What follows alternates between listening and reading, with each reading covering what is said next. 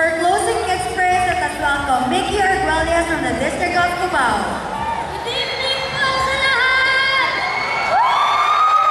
I am Mickey Arguelles from District of Cubao. First of all, sino po dito yung nag-enjoy sa ating field trip kanina? Sino yung nag-enjoy sa Science Centrum? Sino ang nag-enjoy sa Villamor Air Base? At sino naman ang nag-enjoy sa Agustin Church? So kaya gusto kong i-praise si Jesus dahil sa blessing na ginawa na sa atin. So, ngayon, isa-start natin sa prayer by saying, okay, so, in the name of the Father, the Son, the Holy Spirit, Amen.